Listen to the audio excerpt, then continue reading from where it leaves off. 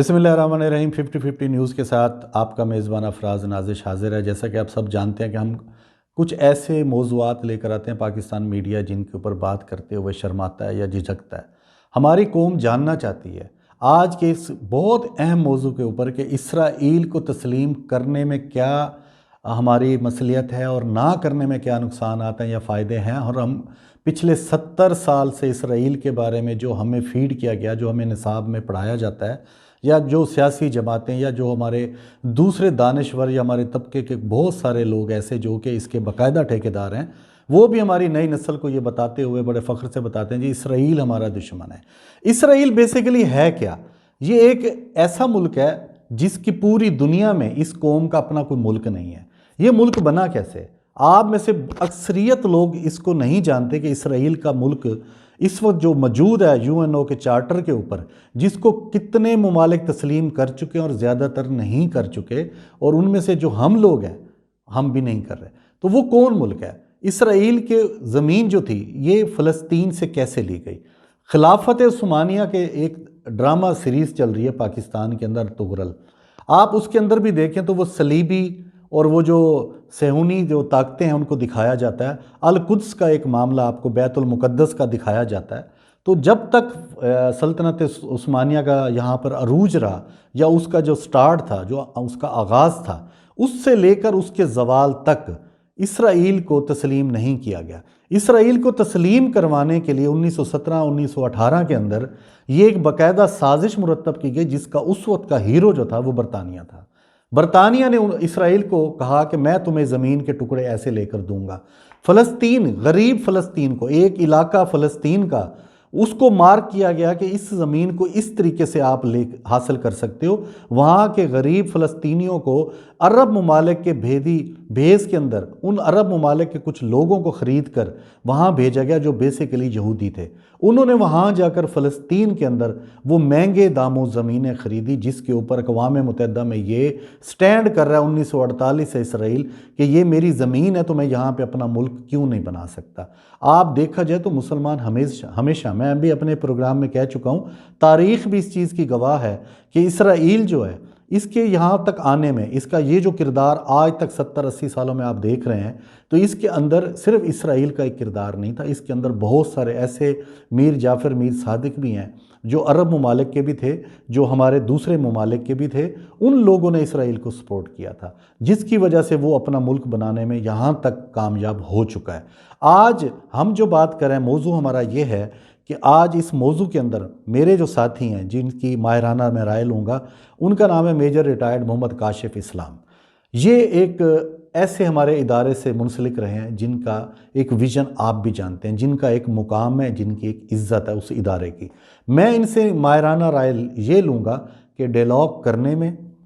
کس قسم کا ڈائلاگ ہونا چاہیے، کرنے میں کیا ہچکچاہٹ ہے، نمبر 2 اس کے فائدے کیا ہیں، نہ کرنے میں نقصانات کیا ہیں۔ ہمارا ملک اور ہمارا وزیر اعظم اس بات کے اوپر آج کے دن تک متفق ہے کہ ہم سوچ بھی نہیں سکتے اس کو تسلیم کیا جائے۔ ہم یہ کہیں، ان سے پوچھیں گے آج کے اپنے ساتھی مہمان سے کہ اس کو سوچنا کیوں نہیں ہے؟ آپ اس دنیا میں رہتے ہیں، آپ کے ساتھ کتنے دشمن ہیں، سب سے بڑا دشمن بھارت ہے، وہ آپ کے لیے کتنی مشکلات پیدا کر رہا ہے۔ آپ کے دوست بغل میں چھری والے معاملے میں آپ کے ساتھ کتنے معاملات میں کہہ کے مکر گئے ہیں۔ آپ ابھی ریسنٹلی دیکھ لیں، ایک شخص اٹھتا ہے سعودی عرب سے، آپ اس کو شاہی پروٹوکول دیتے ہیں، وہ آپ کے پاکستان کا سفیر بنتا ہے، وہ بڑے بابانگ دول کہتا ہے کہ جی آپ سعودیہ کے اندر مجھے اپنا پاکستان کا سفیر سمجھیں۔ وہی شخص آج پچھلے 20 دنوں سے آپ کو تھریٹ کر رہا ہے کہ میں آپ کی امداد بند کروں گا، جو میں نے امداد دیا مجھے واپس دیں، اور نہ جانے کتنا سفارتی ایک پریشر ہے جو پاکستان کی قوم کو اس وقت سامنا کرنا پڑ رہا ہے، نہ صرف حکومت کو بلکہ عوام کو۔ عوام کیسے کہ ہمارے اوپر وہاں پہ جو پاکستانی کام کرتے ہیں ان کو کتنی ذلت کا سامنا کرنا پڑ رہا ہے، آپ کا میڈیا آپ کو یہ نہیں بتا رہا۔ آپ کو یہ بھی نہیں پتا کہ UAE کے اندر، متحدہ عرب امارات میں، ایک عام ٹیکسی ڈرائیور سے لے کر وہاں پر کاروبار کرنے والے کتنے ہزاروں پاکستانیوں کو کن مشکلات کا دن اور رات میں سامنا کرنا پڑتا ہے، ان کو کتنی حقارت کا سامنا کرنا پڑتا ہے، کتنی ذلالت دیکھنی پڑ رہی ہے۔ آپ کو نہیں پتا، آپ کو نہیں پتا کہ عراق کے اندر کیا ہو رہا ہے، آپ کو نہیں پتا شام میں کیا ہو رہا ہے۔ ہو رہا ہے، آپ کو نہیں پتہ یمن میں کیا ہو رہا ہے۔ تو یہ وہ لوگ ہیں جو مسلمان ممالک کہلاتے ہیں، تو یہ بھی اگر آپ کے ساتھ دشمنی پہ اتر آتے ہیں۔ آپ ایران کے ساتھ تعلقات اپنے ماضی کے اٹھا کر دیکھ لیں، وہاں پر ایران، اس کے ساتھ بھی آپ ایک خاص طبقہ ہے جو کہ اس کو اچھا نہیں سمجھتا، اور ایک طبقہ ہے جو کہتا ہے ایران ہمارا مسلمان اسلامی ملک ہے۔ اس کے کردار کو دیکھیں، 1948 کے وہ پہلا ملک تھا جو آپ کو تسلیم کرنے والا، وہ آج کے دور میں وہ وہی ملک ہے جو آپ کو اتنی پسندیدگی نہیں دیتا جتنا وہ بھارت کو دیتا ہے۔ تو یہ کیا وجوہات ہیں؟ تو آپ ان تاریخی حقائق سے کیوں چشم پوشی کر رہے ہیں کہ آپ کے وہ ممالک، بھارت کے علاوہ آپ کا برطانیہ، اس نے آپ کے ساتھ کہاں کہاں جا کر آپ کے ساتھ سٹینڈ کیا، امریکہ، اس نے آپ کے ساتھ کن کن وجوہات، اس کے تو بحری بیڑا آتے آتے پتہ نہیں کون سے سمندر میں غرق ہو گیا۔ آپ کس کو اپنا ہم خیال سمجھتے ہیں، کس کو ہمدرد سمجھتے ہیں؟ ابھی میں ایک یوٹیوب اپنا ایک ٹی وی چینل کے اوپر لیفٹیننٹ جنرل ریٹائرڈ امجد شعیب صاحب کا بھی ایک میں کلپ دیکھ رہا تھا، اس میں بھی انہوں نے کچھ باتیں بڑی اچھی کی ہیں۔ بات یہ ہے کہ آج کا ہمارا موضوع بڑا یونیک ہے، آپ کو اس میں بالکل جذباتی نہیں ہونا۔ میرا جو آج کا مہمان ہے جناب میجر ریٹائرڈ محمد کاشف اسلام صاحب، ہم ان سے بھی یہ رائے لیں گے، اور اس سے پہلے میں آپ کو ایک گریٹر اسرائیل کا ایک کنسیپٹ بتاتا ہوں، وہ آپ کو سن کے آپ کے رونگٹے کھڑے ہوں گے کہ گریٹر اسرائیل بنانے میں وہ کون سی قوتیں پیچھے ہیں اور وہ کیسے بنے گا، اس کے کتنے مراحل ہیں، اور آج وہ کس مرحلے تک پہنچ چکا ہے، آگے وہ کیا چاہتا ہے۔ پوری دنیا کے اندر اقوام متحدہ کے 206 ممالک جو ہیں، ان ممالک کو اقوام متحدہ کے پلیٹ فارم تک لانا ایک سازش ہے، ایک مرحلہ ہے۔ اس کے اوپر یہ جو چوتھا مرحلہ وہ یہ ہے جس کے اسرائیل گریٹر اسرائیل کہلائے گا، یہ جتنے ممالک ہوں گے ان کو معاشی طور پر، اخلاقی طور پر ایک اتنا کم تر کر دیا جائے گا، ان کو اتنا جکڑ دیا جائے گا کہ ان کو بعد میں کہا جائے گا کہ تم گریٹر اسرائیل کا ایک حصہ بن جاؤ۔ اور اس میں بد نصیبی یہ ہے کہ میں نے اس نقشے کو دیکھا ہے، اس کے اندر تمام عرب ممالک شامل ہیں، ایک تھریٹ ہے موجود، اور وہ اسلامی جمہوریہ پاکستان کا ہے۔ اور وہ اس وجہ سے ہے، وہ سیاسی وجہ سے نہیں ہے، وہ صرف اس وجہ سے ہے کہ آپ پاک فوج کو جتنا پیار ایک عوام کر رہی ہے، یہ ایک سب سے بڑا ایک خوف ہے جو اسرائیل کو لاحق ہے، اور وہ اس کے لیے کبھی بھارت کا سہارا لیتا ہے، کبھی وہ آپ کے اوپر جنگ مسلط کرتا ہے ایران عراق کی، کبھی وہ آپ کو سعودی عرب کے ساتھ وہ کرا دیتا ہے سفارتی طور پہ کمزور، کبھی مصر کے ساتھ، کبھی لیبیا کے ساتھ، کبھی عراق کے ساتھ، کبھی آپ کا کویت کا ایشو ہے، کبھی کسی اور کا ہے۔ تو یہ تمام معاملات میں گریٹر اسرائیل کیا ہے یہ میں آپ کو بتاتا ہوں، آپ ذرا دیکھیے گا کہ یہ لوگ کہاں تک سوچتے ہیں، کیسے سوچتے ہیں۔ اس کے بعد ہمارا دوسرا مرحلہ 2 سوالوں پہ مشتمل ہے جو کہ میں نے میجر ریٹائرڈ محمد کاشف اسلام سے شروع کرنا ہے۔ تو میرے ساتھ رہنا ہے، میرے یوٹیوب چینل کو سبسکرائب کیجئے، لائک کیجئے، اور ہماری اس سے پہلے بھی بڑے یونیک ٹاپک کے اوپر ویڈیوز موجود ہیں، انہیں بھی پسند کیجئے گا، میرے ساتھ رہیے گا۔ جیسا کہ میں بتا رہا تھا کہ سلطنت عثمانیہ کے حوالے سے بنی ترکش سیریز جو ہماری آج کل چل رہی ہے اور جسے ہمیں بہت پسند کیا جا رہا ہے، ارطغرل غازی، اس کا ذکر ملتا ہے۔ اس کے اندر صلیبی فوجوں کے حوالے سے جو آپ کو واقعات دکھائے جاتے ہیں، اس میں ایک نام یروشلم کا آتا ہے۔ یہ وہی بیت المقدس ہے جس کو مسلمان کا قبلہ اول بھی کہا جاتا ہے۔ یہودی دنیا بھر میں یوں تو بہت بکھرے ہوئے نہایت کمزور سمجھے جاتے تھے، لیکن سلطنت عثمانیہ جب قائم تھی تب تک ان یہودیوں کو فلسطین میں آباد ہونے کی اجازت نہیں تھی۔ اس کے سبب ہی سلطنت عثمانیہ کو کمزور کروا کر راستے سے ہٹا دیا گیا تھا۔ 1917-18 میں بھی برطانوی حکومت نے یہودیوں کی مدد کر کے انہیں فلسطین میں آباد ہونے کی اجازت دی تھی، جس کے بعد یہ قدم جمائے اس قابل ہو گئے کہ فلسطین پہ قبضہ کر کے عربوں کو جنگ میں شکست بھی دے دی۔ آج بھی اس جنگ میں یعنی یروشلم کی جو یہودی وہاں پر مقیم ہیں، وہ سب سے پہلے وہاں پر عیسائی اپنا حق جتلاتے تھے، مسلمان اپنا حق جتلاتے تھے، اور اس کے بعد جب انہوں نے عیسائیوں اور یہودیوں نے دیکھا کہ مسلمانوں کو اکیلے مل کے ہم کبھی بھی ان کو اوپر فتح حاصل نہیں کر سکتے، تو یہ دونوں آپس میں ایک نقطے پر اکٹھے ہو گئے کہ ہم نے مل کے مسلمانوں کو کسی طرح اس بیت المقدس سے ہٹانا ہے۔ تو یہ اسرائیل کا یہ قبلہ اول کہلاتا ہے، جسے یہودی ٹیمپل بھی کہتے ہیں۔ اس لیے یہودی اس شہر سے گہرا لگاؤ رکھتے ہیں، جبکہ یہی شہر حضرت عیسیٰ علیہ السلام کی پیدائش کا مقام بھی ہے، اور خانہ کعبہ کی جانب قبلہ شریف کی تبدیلی سے پہلے مسلمانوں کا قبلہ اول بھی تھا۔ پہلے صلیبی اس علاقے کو فتح کرنا چاہتے تھے، لیکن اس بار بیت المقدس کے لیے یہودی اور عیسائی ایک ہو گئے، اور ان کے اتحاد کی 2 سب سے بڑی وجوہات ہیں کہ ایک تو مسلمانوں کے خلاف ان کا اتحاد، اور دوسرا یہودی عیسائی اپنے مقدس مقامات تک آسانی سے رسائی حاصل کریں۔ اس کے علاوہ یہ تھا کہ یہودیوں کے پاس مال و دولت کی کثرت ہے، مگر دنیا میں بکھرے ہونے کی وجہ سے یہودیوں کے پاس اپنا کوئی ملک نہیں ہے، جبکہ عیسائیوں کے پاس اپنی کئی ریاستیں موجود ہیں کہ وہ ان ریاستوں کو استعمال کر کے مسلمانوں کے اوپر ایک پریشر ڈیولپ کر سکتے ہیں۔ دوسرا، یہ دولت کا استعمال عیسائیوں نے کروایا تاکہ وہ یہودیوں کی دولت کے بل بوتے کے اوپر مسلمان ممالک کو اخلاقی اور معاشی طور پہ کمزور کر سکیں۔ اس وقت دنیا میں تقریباً 1.5 کروڑ سے زیادہ یہودی مختلف ممالک میں آباد ہیں، جبکہ اسرائیل میں بسنے والے یہودیوں کی کل آبادی 88 لاکھ کے قریب ہے۔ ان کی خواہش ہے کہ دنیا بھر کے یہودی اسرائیل میں آ کر آباد ہوں۔ اس سلسلے میں انہیں مزید وسیع و عریض جگہ چاہیے ہوگی۔ گریٹر اسرائیل کا نقشہ جو ہے وہ 1896 اور 1897 میں تیار کیا گیا تھا، جبکہ گریٹر اسرائیل کے قیام کے منصوبے کو 4 مراحل میں پایہ تکمیل تک پہنچانے کا بھی منصوبہ تھا۔ ان میں 4 مراحل میں سب سے پہلا تو بھیانک اور خون ریز جنگ برپا کرنی ہے، جس کی وہ اس وقت ساری دنیا میں تیاری کر چکے ہیں۔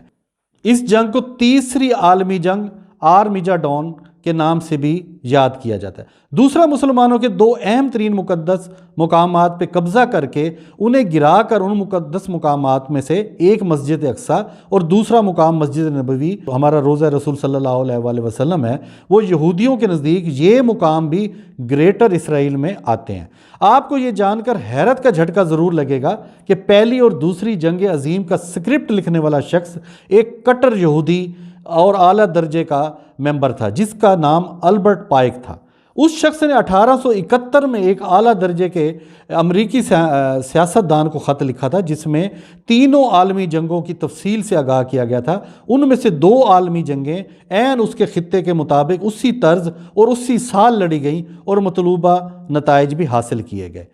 مختصراً بتا دیتا ہوں کہ اس نے لکھا تھا کہ ہم پہلی عالمگیر جنگ برپا کرنی ہوگی، جس کے اختتام پر روس کی طاقت کو ختم کر کے روس کو ایک کمیونسٹ ریاست بنایا جائے۔ اس ریاست سے دوسرے ممالک کی حکومتوں کو تباہ کرنے اور مذاہب کو کمزور کیا جائے گا۔ دوسری جنگ میں نازیوں کی طاقت کو ختم کرنے، عیسائی مذہب کو مضبوط بنانے اور فلسطین میں اسرائیل کے قیام کی راہ ہموار کرنے اور اسے ایک یہودی ریاست بنانے کے متعلق لکھا گیا تھا۔ یاد رہے کہ دوسری جنگ عظیم میں جہاں نازیوں کی طاقت ختم کی گئی، وہاں انہی کے ہاتھوں لاکھوں امن پسند اور بے گناہ یہودی مروا دیے گئے جو اسرائیل کے قیام کے خلاف تھے۔ آخری اور تیسری جنگ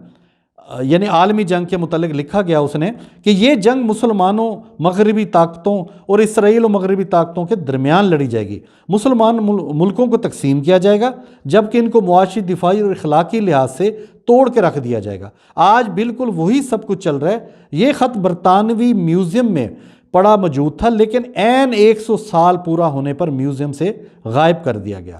تو کبھی موقع ملا تو اس خط کے حوالے سے بھی ہم آپ کو مکمل تفصیل سے آگاہ کریں گے انشاءاللہ۔ اس جنگ کے بعد تیسرا جو معاملہ تھا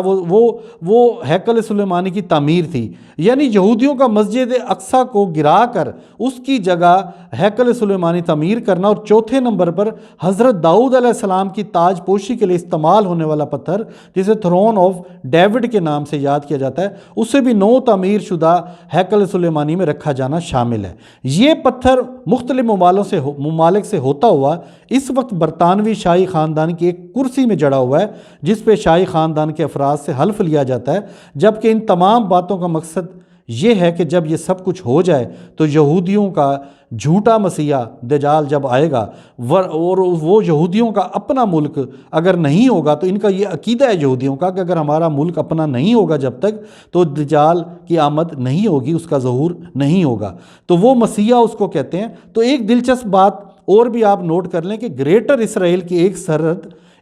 ایک بارڈر جو ہے وہ ایران کے بالکل عین ایران کے بارڈر کے ساتھ آ کے ختم ہو رہا ہے، جہاں پر آج بھی 77,000 یہودی جو ہے نا وہ اس مسیحا یعنی دجال کے انتظار کر رہے ہیں کہ اس کا استقبال کیا جائے، اور اسے گریٹر اسرائیل کی ایک کڑی سمجھا جاتا ہے۔ گریٹر اسرائیل کو سمجھنے کے لیے ہم زمانہ بنی اسرائیل میں چلتے ہیں، جہاں حضرت ابراہیم علیہ السلام کا تعلق عراق سے تھا، لیکن آپ ہجرت کر کے فلسطین تشریف لے گئے، یہاں آپ اپنی بیگم سارہ علیہ السلام اور بیٹے حضرت اسحاق علیہ السلام کے ساتھ مقیم رہے، جبکہ حضرت بی بی ہاجرہ اور حضرت اسماعیل علیہ السلام کو اللہ کے حکم سے مکہ چھوڑا ہے۔ اسرائیل کا لفظ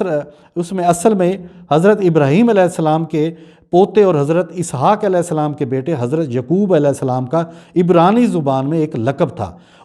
آپ کی نسلیں یعنی حضرت یعقوب علیہ السلام کی نسلیں جو ہیں اسی علاقے میں آباد ہوئی اور بعد میں بنی اسرائیل کہلائیں۔ حضرت یعقوب علیہ السلام کے پھر 12 بیٹے ہوئے، جن میں سے ہر ایک کا اپنا قبیلہ وجود میں آیا، اور یہ 12 قبیلے مختلف علاقوں میں پھیل گئے۔ ان 12 قبیلوں کے نام یہ تھے: زیبون، شمون، یہودا، نفتالی، دان، لاوی، جاد، عشیر، مناسکا، بیسار، زبولون، بنجامین، افراہیم۔ اچھا، اب یہ 12 قبیلے نہیں بلکہ 12 ممالک تھے، یہی وہ تمام قبیلے، پھر یہ جنگوں میں مختلف ناموں سے اپنے نام بدلتے گئے اور آج پوری دنیا میں نقشے پہ موجود ہیں، مختلف عیسائی ریاستیں بن کے۔ ان میں سے بہت پہلے سے موجود اسرائیل اور فلسطین جو ہے پہلے سے قابض ہیں، جبکہ باقی ممالک میں ترکی، عراق، شام، لبنان، اردن، سعودی عرب، مصر اور کویت شامل ہیں، جو کہ بنی اسرائیل کا حصہ تھے۔ اسی وجہ سے یہ تمام ممالک صلیبیوں اور یہودیوں کے زیر عتاب ہے۔ یہودی چاہتے ہیں کہ جیسے زمانہ بنی اسرائیل میں یہ تمام علاقے ہمارے تھے، اسی طریقے سے یہ واپس گریٹر اسرائیل کا ایک حصہ بن جائیں، جس کا ہیڈ کوارٹر یروشلم ہونا چاہیے۔ اب جتنے میں نے ممالک کے نام بتائے آپ کو، یہ سیاسی، معاشی اور دفاعی لحاظ سے اکثریت ہی ان ممالک کی یہودیوں کے ساتھ مل چکے ہیں، جس کا کچھ نے باضابطہ اعلان کیا اور کچھ ابھی اس کشمکش میں ہیں کہ ہم کب اس کے ساتھ الحاق اپنا ظاہر کریں۔